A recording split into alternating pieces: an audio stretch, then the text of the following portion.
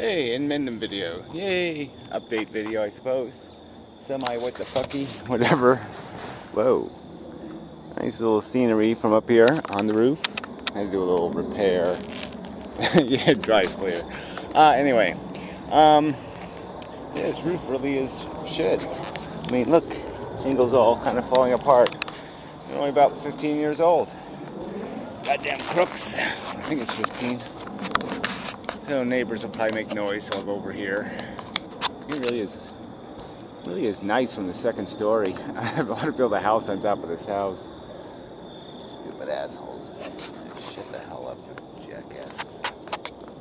Banging on crap. Fucking dumb bastards. Anyway, where are we? Shut up. Anyway, yeah. It's kind of frustrating on YouTube, I have to admit. Very frustrating, actually. I don't have to look at those jackets. Ooh, yeah, better careful where I'm going.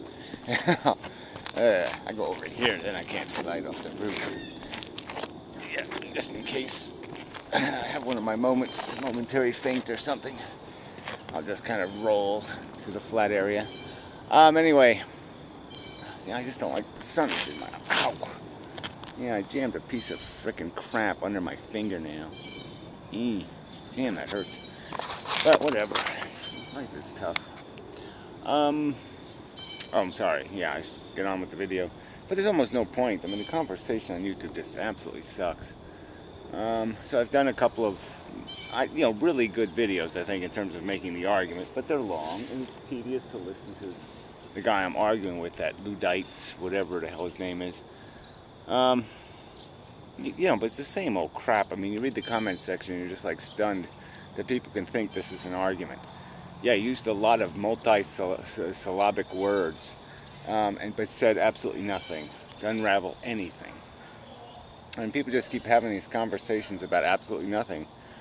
The to be serious Professor Anton thing, just like, you couldn't even pick a side, because it was like, is one of you going to say something that actually means something relevant to what exactly life is? It's not what philosophy is supposed to be. It's supposed to have something to do with something that actually matters. Or are you just going to debate whether, most of those leaves are green or whether most of them are yellow or orange? I mean, that's a better example over there. Now, in that tree, are most of the leaves still green or are they mostly orange? We all have to know, don't we? It's just so irritating. I did want to mention Puro, just because I didn't mention him from Stickam. But he did concede an awful lot, and he always does that in Stickam. You shut the fuck up. Obnoxious morons. I mean, look at this. It's just a beautiful place to live. But of course you have to live next door to fucking human beings. Anyway, I see he did concede everything pretty much, which is just kind of funny. So I don't know if those are on Stickam. Yeah, I mean the guy who copies the Stickams, I don't know if he got that part, but it was kind of funny. So let's see if he makes a video actually conceding some of the things he conceded in Stickam. But whatever. So to be serious, just made a video. She asked a few questions, but there are these basic questions. Oh, can science answer every question in the universe that could possibly be asked? Well, of course not. I don't think. I mean, whatever the start of the universe, it's going to destroy the evidence. Either in the end or the beginning. The evidence isn't going to exist. There's going to be a point where the ocean comes in and it takes away, the footprints. So yeah, I don't think you're going to be able to dissect the plasma or what happens before the plasma or some other kind of bullshit like that. So I think there are truths that we're just not going to be able to access. But who cares? I mean, they're just not relevant to what we do know. What we do know is that all this noise making and colory stuff here is biology. It's a replicating molecule. Yeah, it's very. Whoa, that's pretty fucking cool. You mean one molecule did all of this? And it's true. It's pretty fucked up. But that's all it is. Just 4 billion years, evolution, competition, make a whole bunch of soldiers, have them stab each other with swords, and you see who wins, and then you let him have a kid, and then you see who wins, and let him, just keep doing that shit over and over and over again. and then a dumb molecule can actually, through that process, make this thing, this thing. And but who cares? And then Professor Anton and Puro might want to attempt to have a conversation about something as irrelevant as what's the most important sense. And that one, we've already gone over this with Professor Anton. I mean, 1 minute it's sound, like he's talking about sound is the holy, the like a year ago, you know, because the cavemen were sitting around the fire singing mumbo jumbo songs or something, and then we had vocalizations to do language, which is just so friggin' important. But now he's obsessed with sight, like sight is everything, you know. Somebody posted in the comments, you know, then when asked, Helen Keller said the sense she'd want back if she could only have one of them back was hearing. And this sort of makes sense. You know, you can hear the car coming that's going to run you over and shit. But I mean, I think it's probably because language is this, you know, it's done so in the human interactive way through audio. Yeah, you can read it, but reading hasn't even been around that long. Certainly printing hasn't been around too long. So yeah, the vocal sense, you know, is pretty important, the hearing, to the intelligent organism. You know. But this whole argument, again, is just so stupid, because it's not, our senses aren't just our senses. They flow into the sixth sense. There's a sixth sense you call your mind or whatever, the conceiver sense, your imagination. Let's call it just that. Make it easy. And everything flows in into that subconsciously, and that's where the game is really played. That's when these senses actually develop into attachments and associations. This was the other question, to be serious, to ask, was something about math, I think. You know, whether math is something we reveal, we discover it to exist in reality, or we make it up. It's just obvious that we don't make it up.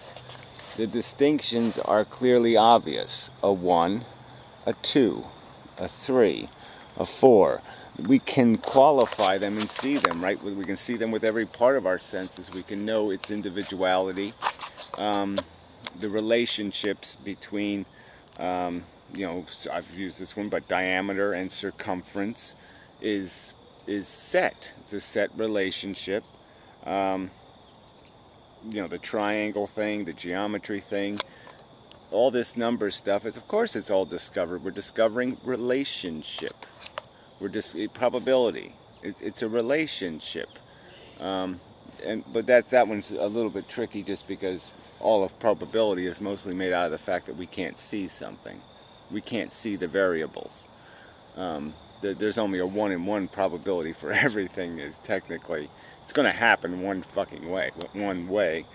And the only reason why we can't tell how it's going to happen is because we don't understand all the variables, and we can't know something as sensible as the distinction. Like this grass growing over here might be very different than the grass over here, and a different wavelength of light, like microwaves, we might be able to tell which ones are which.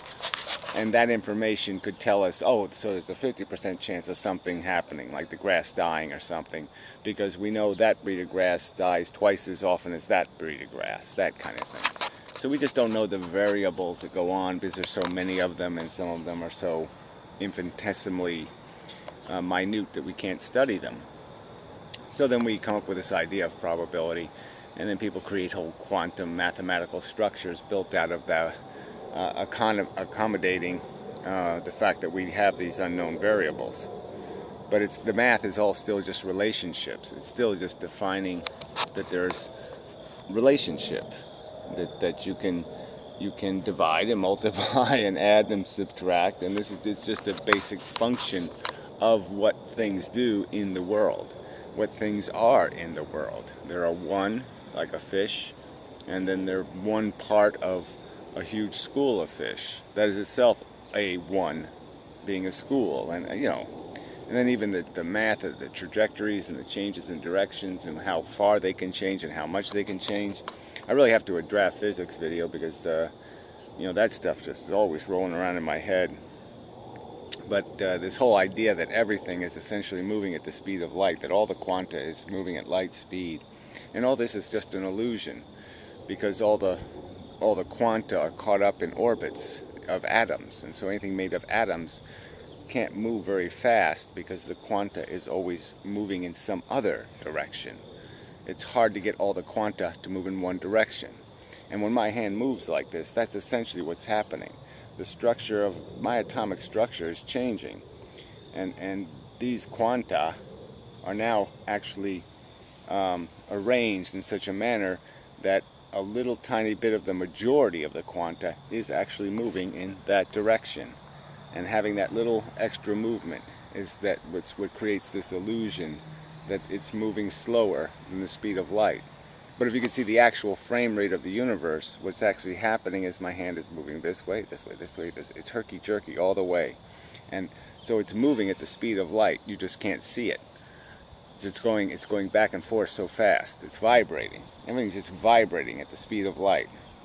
And directionality is just a phenomenon of the fact that in over all those interactions, a tiny few extra interactions are in one direction, and that creates the illusion of that movement in that direction. So anyway, it's you know, this is good stuff. But you know, this is YouTube, so it's almost a waste to waste good stuff on YouTube, right? How much time do I got? A couple minutes yet. Alright, so I got the To Be Serious thing, got to the Luddite guy. Yeah, but all these arguments on the antinatalism thing, no one's coming with anything real. And they're just pompously sitting there. I got a PM from somebody who should know me better, you know, advising me that I should go take care of some business, you know, because a certain individual is too draconian because he wants to destroy all life on Earth. It's just so ironic. I mean, it's like tattling to Hitler about Goebbels or something, just to use a joke analogy. But yeah, I mean, you don't go to the king to complain about the bishop or whatever the hell it is. So that seemed just hilariously funny. I don't know how could somebody not know that it would be my intent to save all sentient life, and that the only way you would save all sentient life from the stupid redundancy and idiocy of this pointless consumption is to end the DNA molecule's replication. It seems quite obvious. So anyway, that was just a little bit of a surprise. But just this whole tattletale-y nature, like we have to, you know, we have to take care of each other through the back doors and all this other crap. I really hate that shit. All this manipulation. I don't involve myself in any of that crap. I just, I mean, I hate that, just the notion of all that weaselly behavior happening in the background. All these people who haven't got the guts to say something out in the open. They'll just say it in secret behind people's backs. Just pretty damn frickin' nasty, I'd say. But whatever, it's the nature of the human creep. Yeah, the human creep. So, anyway, yeah, I mean, they don't make any arguments. I mean, again, that stupid, whatever his name is, the bearded old fuck, Dana Garrett. Yeah, he made some glowing comment, you know, on the Luddite video that I just totally crushed. Yeah, I made an hour-long video, but I mean, no one's been so intelligently pwned in the history of YouTube. I mean, I just annihilated him. I mean, he's just a little grease spot. It's all that's left. And, but just to sit there and praise a video that was just 99.999% jargon. It was just fucking jargon, and he's complaining about rhetoric when he's using jargon. Oh, I mean, the irony is just preposterous. So anyway, enough of a video and such. Gonna sweep this group now. It's all these little friggin' willow trees. Bastard tree. But anyway, it's not entirely his fault. Whoa. Leg is shaking. That's kind of funny. It just goes. So I think that's all I'll say. So yeah, videos on the website, people. Secret videos also hidden on the website, but we won't talk about that. You gotta find them yourself. Anyway, till the next time, and such. You wanna look down this pipe? Might be fun. No, you didn't have a good time? All right, do something else then. Look out that way. It is nice. No horses over there. I have to go over to the other pasture to make a video over there with the horses.